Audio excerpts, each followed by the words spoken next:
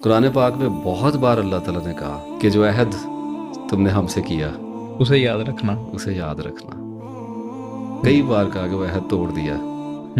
ہمیں کہا ہے, آپ کو اور مجھے کہا ہے. ہم میں سے ہر آدمی اپنی زندگی میں کئی بار اللہ سے نماز میں رو رو کے عہد کرتا ہے, وعدہ کرتا ہے کہ اب نہیں کروں گا, اب نہیں کروں گا, ایسے ہی, اور ٹوٹ جاتا ہے. توبہ اس عہد کے ٹوٹنے کی ہوتی ہے. انسان سب کانشیسلی لاشعوری طور پہ جانتا نہیں ہے.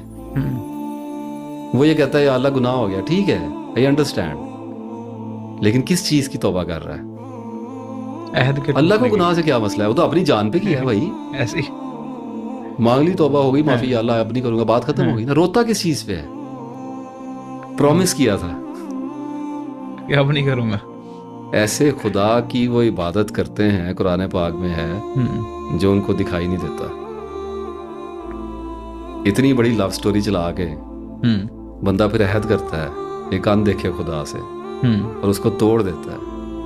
آپ کو اندازہ ہے کہ انسان کی نفسیات پہ اس کا کتنا دباؤ پڑتا ہے؟ پڑتا ہے بالکل. توبہ انسان کا سروائیول ہے. یہ معافیاں تلافیوں والی بات تو نارمل ہے, ہم تو ذرا تھوڑا سا اوپر جا کے بات کر رہے ہیں.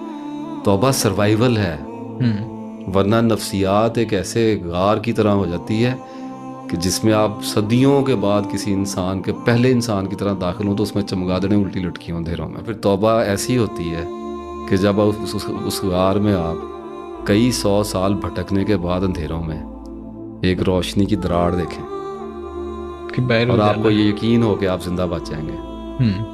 صوفی عائش محمد میرے استاد تھے ایک. یہ میرے ایک ایسے استاد ہیں جن سے میں زندگی میں صرف ایک بار ملا. سمندری میں ہوتے تھے, سال ہو گیا ان کا, اللہ ان کو جنت میں اعلیٰ مقام عطا فرمائے. بہت بڑے استاد تھے, مٹے ہوئے آدمی تھے, مٹی کی طرح ہی تھے. ایک ہی ملاقات ان سے ہوئی بڑے تردد کے بعد, اور وہ ملاقات بھی اللہ نے ایسی کروائی کہ 1 گھنٹہ ایک کمرے میں مجھے ان کے ساتھ بٹھا دیا کہ میں نے کہا جی میرے لیے دعا کر دیں. آدھا گھنٹہ انہوں نے میرے لیے دعا کی.